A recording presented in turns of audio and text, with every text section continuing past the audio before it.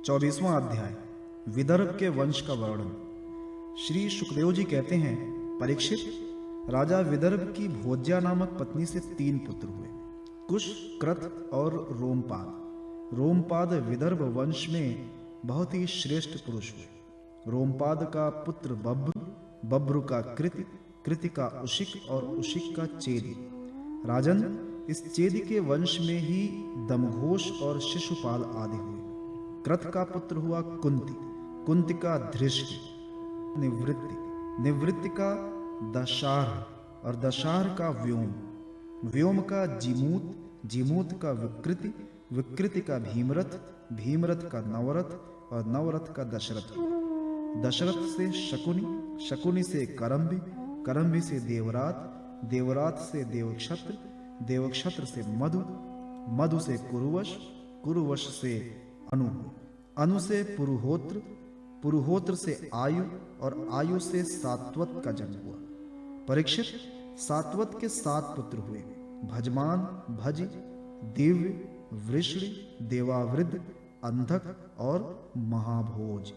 भजमान की 2 पत्नियां थीं, एक से 3 पुत्र हुए, निम्लोचि, किड़िंकड़ और धृष्टि। दूसरी पत्नी से भी 3 पुत्र हुए, शताजित, सहस्राजित और अयुताजित। देवावृद्ध के पुत्र का नाम था बब्र। देवावृद्ध और बब्र के संबंध में यह बात कही जाती है, हमने दूर से जैसा सुन रखा था अब वैसा ही निकट से देखते भी हैं। बब्रु मनुष्यों में श्रेष्ठ हैं और देवावृद्ध देवताओं के समान हैं। इसका कारण यह है कि बब्रु और देवावृद्ध से उपदेश लेकर 14,065 मनुष्य परम पद को प्राप्त कर चुके हैं। सातवत के पुत्रों में महाभोज भी बड़ा धर्मात्मा था, उसी के वंश में भोजवंशी यादव हुए। परीक्षित, विष्णु के 2 पुत्र हुए, सुमित्र और युधाजित। युधाजित के शिनी और अनमित्र, ये 2 पुत्र थे। अनमित्र से निम्न का जन्म हुआ। सत्राजित और प्रसेन नाम से प्रसिद्ध यदुवंशी निम्न के ही पुत्र थे। अनमित्र का एक और पुत्र था जिसका नाम था शिनी, शिनी से ही सत्यक का जन्म हुआ। इसी सत्यक के पुत्र युयुधान थे जो सात्विकी के नाम से प्रसिद्ध हुए। सात्विकी का जय, जय का कुड़ी, कुड़ी का पुत्र युगंधर हुआ। अनमित्र के तीसरे पुत्र का नाम वृषणि था। वृषणि के 2 पुत्र हुए, श्वफल्लक, चित्ररथ। श्वफल्लक की पत्नी का नाम था गांधिनी। उनमें सबसे श्रेष्ठ अक्रूर के अतिरिक्त 12 पुत्र उत्पन्न हुए। आसंग, सारमेय, मृदुर, मृदुविद, गिरिधर्मवृद्ध, सुकर्मा, क्षेत्रोपेक्ष, अरिमर्दन, शत्रुधन, गंधमादन और प्रतिबाह। इनके एक बहन भी थी जिसका नाम था सुचीरा। अक्रूर के 2 पुत्र थे, देववान और उपदेव। श्रीफल्क के भाई चित्ररथ के पृथु, विदूरक आदि बहुत से पुत्र हुए जो विष्णु वंशियों में श्रेष्ठ माने गए। सातवत के पुत्र अंधक के 4 पुत्र हुए, कुकुर, भजमान, शुचि, कंबलबरही। उनमें कुकुर का पुत्र वह्नि, वह्नि का विलोमा, विलोमा का कपोत रोमा और कपोत रोमा का अनु हुआ। तुम्बुर गंधर्व के साथ अनु की बड़ी मित्रता थी। अनु का पुत्र अंधक, अंधक का दुदुम्बी, दुदुम्बी का अरिद्धोत, अरिद्धोत का पुनर्वसु, पुनर्वसु के आहुक नामक पुत्र हुआ तथा आहुकी नाम की एक कन्या हुई। आहुकी के 2 पुत्र हुए, देवक और उग्रसेन। देवक के 4 पुत्र हुए, देववान, उपदेव, सुदेव और देववर्धन। इनकी 7 बहनें भी थीं, धृतदेवा, शांतिदेवा, उपदेवा, श्रीदेवा, देवरक्षिता, सहदेवा और देवकी। वसुदेव जी ने इन सब के साथ विवाह किया। उग्रसेन के 9 लड़के थे, कंस, सुनामा, न्याग्रोध, कंक, शंकु, सुह, राष्ट्रपाल, सृष्टि और तुष्टिबाण। उग्रसेन के 5 कन्याएं भी थीं, कंसा, कंसवती, कंका, शुरुभ और राष्ट्रपालिका। इनका विवाह देवभाग आदि वसुदेव जी के छोटे भाइयों से हुआ था। चित्ररथ के पुत्र विदुरथ से शूर, शूर से भजमान, भजमान से शनि, शनि से स्वयं भोज और स्वयं भोज से हृदीक हुए। हृदीक से 3 पुत्र हुए, देवबाहु, शतधन्वा और कृतवर्मा। देवमीड़ के पुत्र शूर की पत्नी का नाम था मारिशा। उन्होंने उसके गर्भ से 10 निष्पाप पुत्र उत्पन्न किए। वसुदेव, देवभाग, देवश्रवा, आनक, श्रृंजय, श्यामक, कंक, शमीक, वत्सक और वृक। ये सब के सब बड़े पुण्यात्मा थे। वसुदेव जी के जन्म के समय देवताओं के नागरे और नौबत स्वयं ही बजने लगे थे। अतः वे आनक दुदुम्बी भी कहलाए। वे ही भगवान श्री कृष्ण के पिता हुए। वसुदेव आदि की 5 बहनें भी थीं, पृथा, श्रुतदेवा, श्रुतकीर्ति, श्रुतश्रवा और राजाधिदेवी। वसुदेव के पिता शूरसेन के एक मित्र थे कुंती भोज। कुंती भोज के कोई संतान नहीं थी, इसलिए शूरसेन ने उन्हें पृथा नाम की अपनी सबसे बड़ी कन्या गोद दे दी। पृथा ने दुर्वासा ऋषि को प्रसन्न करके उनसे देवताओं को बुलाने की विधा सीख ली। एक दिन उस विधा के प्रभाव की परीक्षा लेने के लिए पृथा ने परम पवित्र भगवान सूर्य का आवाहन किया। उसी समय भगवान सूर्य वहां आ पहुंचे। उन्हें देखकर कुंती का हृदय विस्मय से भर गया। उसने कहा, भगवान मुझे क्षमा कीजिए, मैंने तो परीक्षा करने के लिए ही इस विधा का प्रयोग किया था, अब आप पधार सकते हैं। सूर्यदेव ने कहा, देवी मेरा दर्शन निष्फल नहीं हो सकता, इसीलिए हे सुंदरी अब मैं तुझसे एक पुत्र उत्पन्न करना चाहता हूँ। हाँ, अवश्य ही तुम्हारी योनि दूषित न हो, इसका उपाय मैं कर दूंगा। ये कहकर भगवान सूर्य ने गर्भ स्थापित कर दिया और इसके बाद वे स्वर्ग चले गए। उसी समय उससे एक बड़ा सुंदर एवं तेजस्वी शिशु उत्पन्न हुआ। वो देखने में दूसरे सूर्य के समान जान पड़ता था। पृथा लोक निंदा से डर गई, इसलिए उसने बड़े दुख से उस बालक को नदी के जल में छोड़ दिया। परीक्षित, उसी पृथा का विवाह तुम्हारे परदादा पांडु से हुआ था, जो वास्तव में बड़े सच्चे वीर थे। परीक्षित, पृथा की छोटी बहन श्रुतदेवा का विवाह करुष देश के अधिपति वृद्ध शर्मा से हुआ था।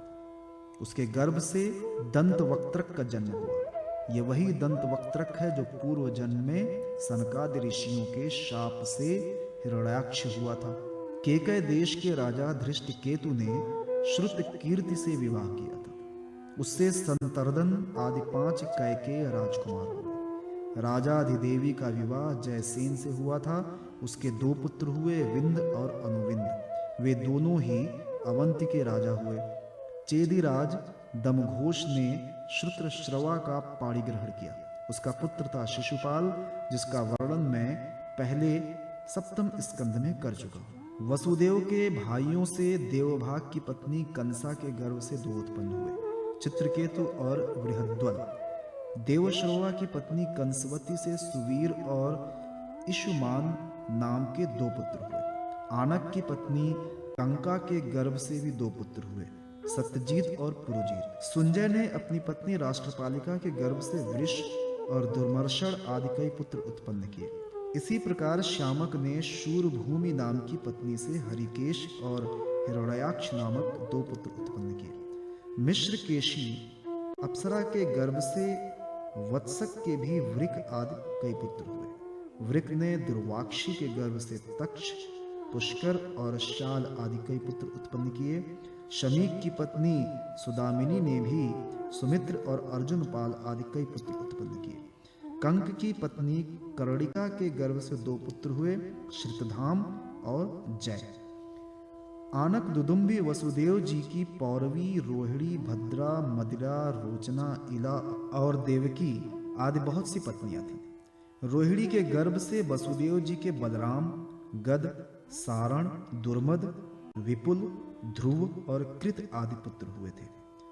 पौरवी के गर्भ से उनके 12 पुत्र हुए, भूत, सुभद्र, भद्रवाह, दुर्मद और भद्र आदि। नंद, उपनंद, कृतक, शूर आदि मदिरा के गर्भ से उत्पन्न हुए थे। कौसल्या ने एक ही वंश उजागर पुत्र उत्पन्न किया था, उसका नाम था केशी। उसने रोचना से हस्त और हेमांगद आदि तथा इला से उर्वल्क आदि प्रधान यदुवंशी पुत्रों को जन्म दिया। परीक्षित, वसुदेव जी के धृत देवा के गर्भ से विपृष्ट नामक एक ही पुत्र हुआ और शांति देवा से श्रम और प्रतिश्रुत आदि कई पुत्र हुए। उपदेवा के पुत्र कल्पवर्ष आदि 10 राजा हुए और श्रीदेवा के वसु, हंस, सुवंश आदि 6 पुत्र हुए। देवरक्षिता के गर्भ से गद आदि 9 पुत्र हुए। जैसे स्वयं धर्म ने 8 वसुओं को उत्पन्न किया था, वैसे ही वसुदेव जी ने सहदेवा के गर्भ से पुरुविश्रुत आदि 8 पुत्र उत्पन्न किए। परम उदार वसुदेव जी ने देवकी के गर्भ से भी 8 पुत्र उत्पन्न किए, जिसमें 7 के नाम है कीर्तिमान, सुषेण, भद्रसेन, सृज, सम्मर्दन, भद्र और शेषावतार श्री बलराम जी। उन दोनों के 8वें पुत्र स्वयं श्री भगवान ही थे। परीक्षित, तुम्हारी परम सौभाग्यवती दादी सुभद्रा भी देवकी जी की ही कन्या थी। जब जब संसार में धर्म का ह्रास और पाप की वृद्धि होती है, तब तब सर्वशक्तिमान भगवान श्री हरि अवतार ग्रहण करते हैं। परीक्षित, भगवान सबके दृष्टा और वास्तव में असंग आत्मा ही है। इसीलिए उनकी आत्म स्वरूपणी योग माया के अतिरिक्त उनके जन्म अथवा कर्म का कोई भी कारण नहीं है। उनकी माया का विलास ही जीवन के जन्म, जीवन और मृत्यु का कारण है और उनका अनुग्रह ही माया को अलग करके आत्म स्वरूप को प्राप्त कराने वाला है। जब असुरों ने राजाओं का वेश धारण कर लिया और कई अक्षौहिणी सेना इकट्ठी करके वे सारी पृथ्वी को रौंदने लगे, तब पृथ्वी का भार उतारने के लिए भगवान मधुसूदन बलराम जी के साथ अवतीर्ण हुए। उन्होंने ऐसी ऐसी लीलाएं की जिसके संबंध में बड़े बड़े देवता मन से अनुमान भी नहीं लगा सकते थे। शरीर से करने की बात तो अलग रही, पृथ्वी का भार तो उतरा ही, साथ ही कलयुग में पैदा होने वाले भक्तों का अनुग्रह करने के लिए भगवान ने ऐसे परम पवित्र यश का विस्तार किया जिसका गान और श्रवण करने से ही उनके दुख, शोक और अज्ञान सब के सब नष्ट हो जाएंगे। उनका यश क्या है? लोगों को पवित्र करने वाला श्रेष्ठ तीर्थ है। संतों के कानों के लिए तो वो साक्षात अमृत ही है। एक बार भी यदि कान की अंजलियों से उनका आचमन कर लिया जाता है तो कर्म की वासनाएं निर्मूल हो जाती है। परीक्षित, भोज, वृषण, अंधक, मधु, शूरसेन, दशाहर, कुरु, सृंजय और पांडुवंशी वीर निरंतर भगवान की लीलाओं की आदर पूर्वक सराहना करते रहते हैं। उनका श्यामल शरीर सर्वांग सुंदर था। उन्होंने उस मनोरम विग्रह से तथा अपनी प्रेम भरी मुस्कान, मधुर चितवन, प्रसाद पूर्ण वचन और पराक्रम पूर्ण लीला के द्वारा सारे मनुष्य लोक को आनंद में सराबोर कर दिया था। भगवान के मुख कमल की शोभा तो निराली थी ही, मकराकृत कुंडलों से उनके कान बड़े कमनीय मालूम होते थे। उनकी आभा से कपोलों का सौंदर्य और भी खिल उठता था। जब वे विलास के साथ हंस देते तो उनके मुख पर निरंतर रहने वाले आनंद में मानो बाढ़ सी आ जाती। सभी नर नारी अपने नेत्रों के प्यालों से उनके मुख की माधुरी का निरंतर पान करते रहते, परंतु तृप्त नहीं होते थे। वे उसका रस ले लेकर आनंदित तो होते ही थे, परंतु पलकें गिरने से उनके गिराने वाले निमि पर खींचते हुए लीला पुरुषोत्तम भगवान अवतीर्ण हुए मथुरा में वसुदेव जी के घर, परंतु वहां रहे नहीं। वहां से गोकुल में नंद बाबा के घर चले गए। वहां अपना प्रयोजन, जो ग्वाल, गोपी और गौओं को सुखी करना था, पूरा करके मथुरा लौट आए। व्रज में, मथुरा में और द्वारका में रहकर अनेकों शत्रुओं का संहार किया। बहुत सी स्त्रियों से विवाह करके हजारों पुत्र उत्पन्न किए। साथ ही लोगों में अपने स्वरूप का साक्षात्कार कराने वाली अपनी वाणी स्वरूप श्रुतियों की मर्यादा स्थापित करने के लिए अनेक यज्ञों के द्वारा स्वयं अपना ही यजन किया। कौरव और पांडवों के बीच उत्पन्न हुए आपस के कलह से उन्होंने पृथ्वी का बहुत सा भार हल्का कर दिया तथा युद्ध में अपनी दृष्टि से ही राजाओं की बहुत सी अक्षौहिणियों को ध्वंस करके संसार में अर्जुन की जीत का डंका पिटवा दिया। फिर उद्धव को आत्म तत्व का उपदेश दिया और इसके बाद वे अपने परम धाम को सिधार गए। इति नवम स्कंद समाप्त। हरि ओम तत्सत।